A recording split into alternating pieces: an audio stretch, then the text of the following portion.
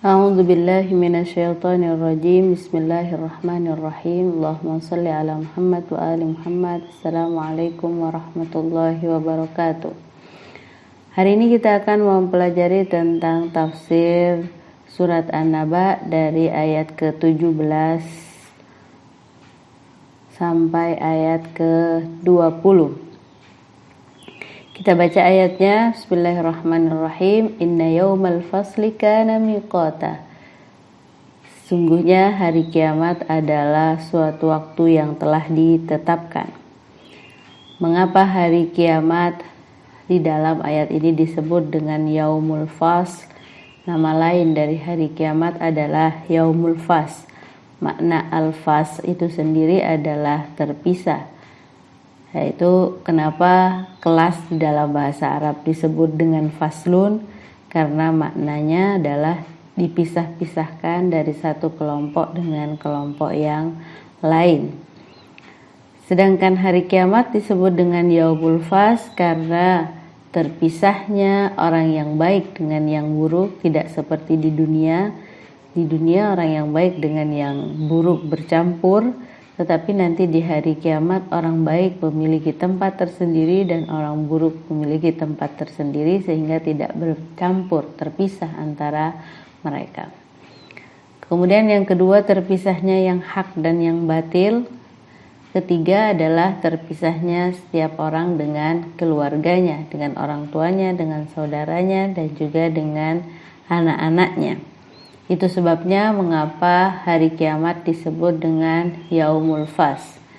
Yang kedua, apa yang dimaksud dengan miqata? Miqat berasal dari kalimat waktun, yaitu mirip dengan mi'at berasal dari kalimat wa'dun. Sedangkan apa arti dari miqat itu sendiri adalah waktu yang ditentukan atau waktu yang sudah diputuskan. Ini adalah sebuah jawaban dari pertanyaan di awal surat An-Naba, kalau masih ingat, amma yatasaalun anin naba'il adim, tentang apa mereka bertanya.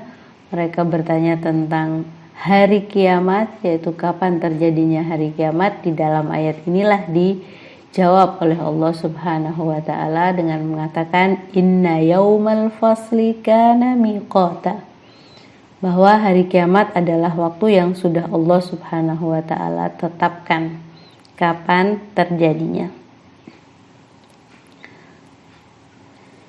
Selanjutnya, yauma yunfakhu fis-suri fatatuna afwaja, yaitu pada hari ketika sangkakala ditiup lalu kalian datang berbondong-bondong.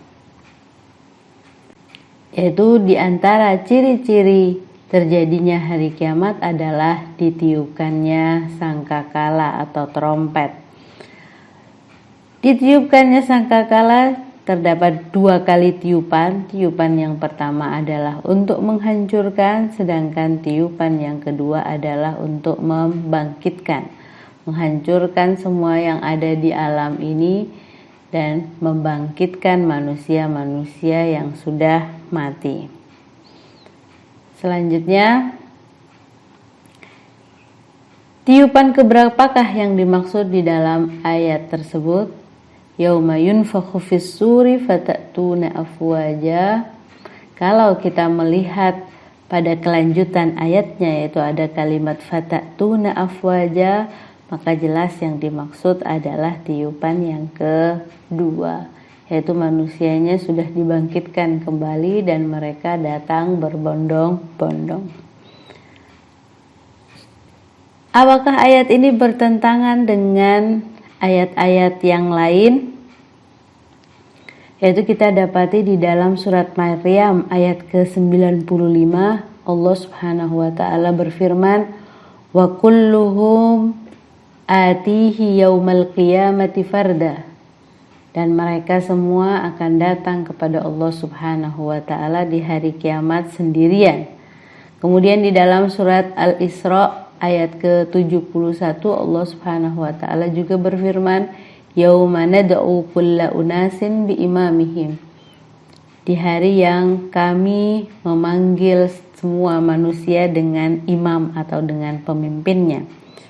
Apakah dua ayat ini bertentangan dengan ayat yang sedang kita bahas yang mengatakan fatatuna afwaja, mereka akan datang berbondong-bondong? Jawabannya adalah datang berbondong-bondong tidak bertentangan dengan ayat yang mengatakan datang dengan imam atau pemimpin mereka. Bisa saja seseorang datang berbondong-bondong, tetapi di situ ada pemimpin mereka yang mereka ikuti. Kemudian ayat yang mengatakan datang sendiri juga tidak bertentangan dengan ayat yang sedang kita bahas. Kenapa? Karena di hari kiamat nanti akan ada tempat-tempat yang berbeda-beda yang akan dilalui oleh setiap manusia. Mereka datang berbondong-bondong saat mereka berkumpul di mahsyar. Namun ketika mereka harus menghadap Allah Subhanahu wa taala untuk dihisab, mereka akan datang sendiri-sendiri.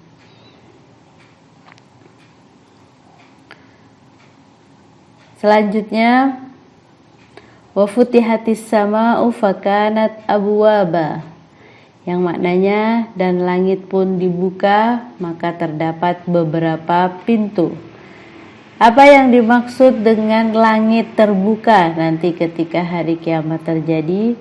Di dalam ayat ini ingin menjelaskan bahwa nanti ketika hari kiamat terjadi sudah tidak ada lagi tirai atau yang menghalangi antara alamnya kita dengan alam gaib. Hal-hal yang sebelumnya kita tidak pernah melihatnya, nanti kita akan melihatnya. Misalnya seperti surga dan neraka. Yang sekarang kita tidak dapat melihatnya, tetapi nanti ketika hari kiamat terjadi, tirai yang menutupi itu semua akan terbuka. Wasuyiratil jibalu fakanat saraba. Maknanya dan gunung-gunung pun dijalankan sehingga menjadi fata morgana. Apa yang dimaksud dengan gunung-gunung nanti di hari kiamat akan berjalan dan bergerak?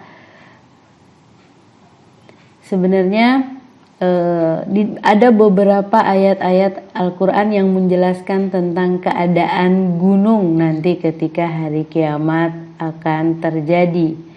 Di antaranya adalah di dalam surat At-Tur ayat 10, Allah mengatakan watasirul jibalu sayra. Ini mirip dengan ayat yang kita bahas, yaitu gunung-gunungnya akan berjalan dan bergerak.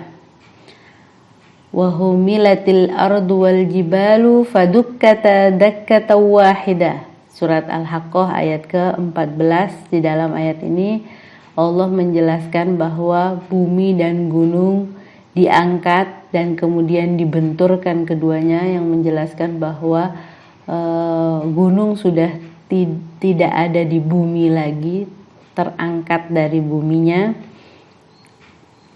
Yauma tarjuful ardu wal jibalu wa kanatil jibalu katsiban mahila, yaitu di dalam surat Al-Muzammil ayat ke-14, yang di dalamnya ingin menjelaskan bahwa gunung-gunungnya berguncang nanti di hari kiamat sehingga gunung sudah tidak berbentuk gunung lagi tapi hanya sekedar tumpukan-tumpukan pasir saja. Kemudian di surat Al-Qari'ah ayat ke-5 juga mirip menjelaskan bahwa gunung-gunung tersisa hanya seperti bulu yang berhamburan, sudah tidak berbentuk gunung lagi. Wa takunul jibalu kal ihnil manfush. Dan yang terakhir yaitu di dalam surat Al-Qari'ah ayat ke-5 dan ayat ke-6. Wabussatil jibalu bassa fakanat haba'am mumbatsa. Dan gunung-gunung dihancur luluhkan sehancur-hancurnya, maka jadilah dia debu yang berterbangan.